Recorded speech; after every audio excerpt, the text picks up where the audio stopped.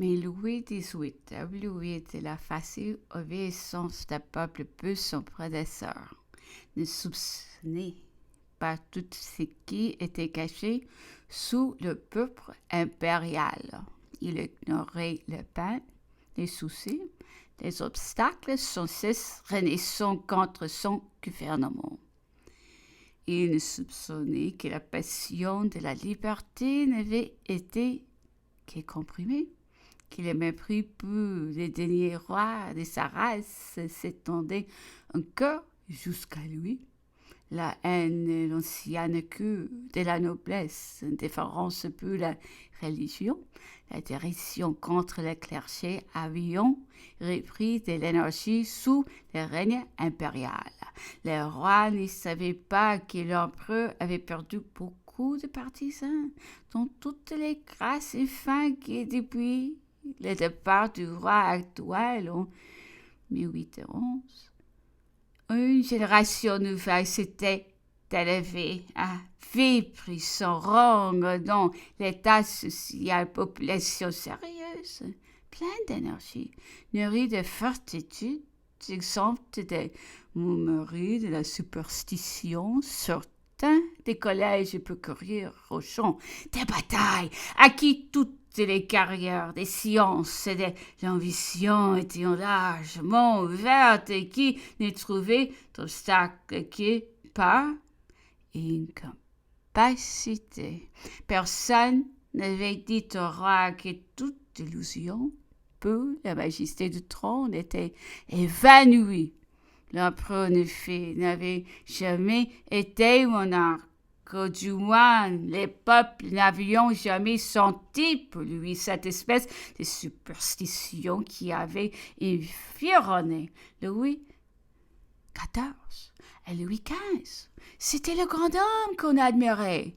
Le peuple voyait en lui le vainqueur des tant de batailles, le concurrent des tant de royaumes, l'invincible, l'homme de destin, mais c'était toujours Bonaparte, nom glorieux qui ses ennemis ne peuvent flétrir et qui ne peut Louis même effacer.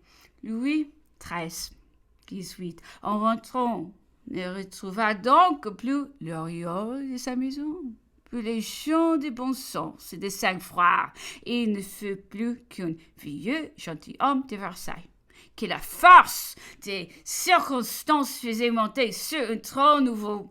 Sa famille et lui revinront avec cet ancien préjugé de 25 ans que la révolution fut faite seulement par des hommes et non pas par la force des choses. Erreur fatale qui perdit Louis XVI. Ils commenceront donc par s'enquérir de tout ce qui se présentait à eux, ce qu'ils avaient été, ce qu'ils avaient fait à toutes les époques. Une vieille rancune peut et constituant repris affecté pour les nobles qui avaient pris parti en faveur de la révolution indifférence et auteur pour tous les membres de l'administration précédente et politesse, mais des années humiliantes pour les chefs de l'armée, parce qu'ils avaient encore les armes à la main.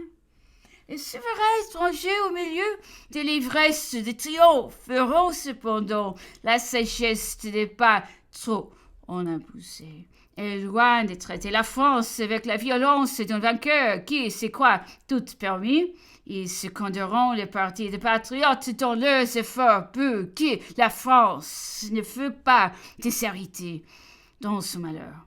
De toutes les lois qui le régissaient depuis 30 ans, les garanties qui réclamaient la haute civilisation feront donc consacrer dans une charte concédée par le roi sous le misérable titre d'ordonnance de réformation. Les femmes de l'administration feront conserver et les agents de l'autorité au parti provisoirement maintenus. Des commissaires extraordinaires furent envoyés dans tous les départements pour éclairer et calmer les esprits. Ce commissaire politique choisi en général parmi les mécontents et les ennemis de l'empereur obtiendront peu de succès, mais l'intérêt privé, la nécessité produiseront des plus assurés. Le peuple partout montrait de la défiance.